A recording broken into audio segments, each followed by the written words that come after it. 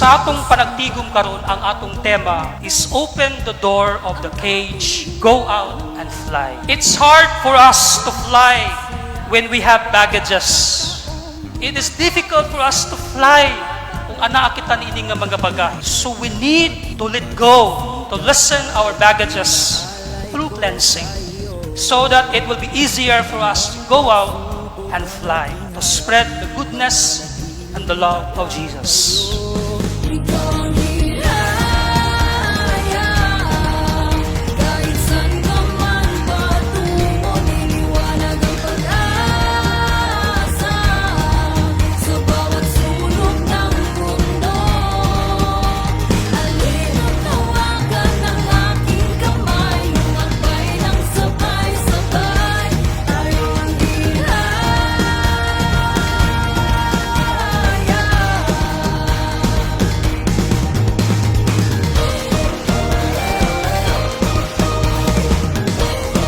Dili kamo makalupad kung daghan kamo og mga gapos. Kung dunay mga butang nga naghigot kaninyo, a bird can only fly in freedom. Makalupad lamang siya kung dili siya higtan.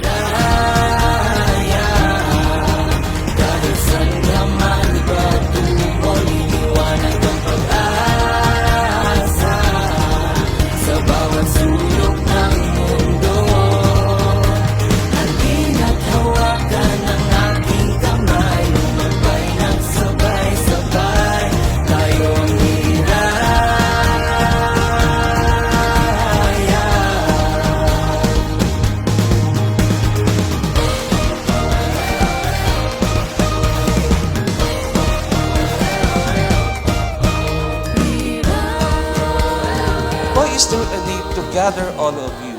Ang tumong maugayod ang pag-inambitay sa inyong presensya o kasinatian.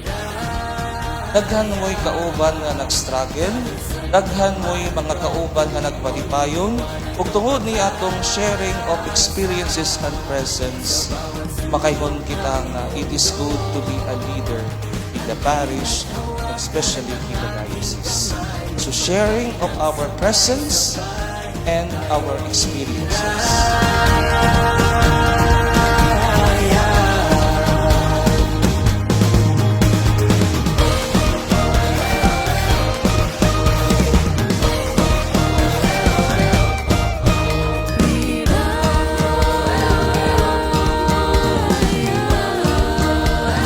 Life is so beautiful. It is given by God without hesitation because of love. Life, therefore, can never be hard nor difficult. All we have to do is understand its path, feel God's plan, trust and do our share of being a blessing to the lives of others. Enjoy the goodness of the Lord always.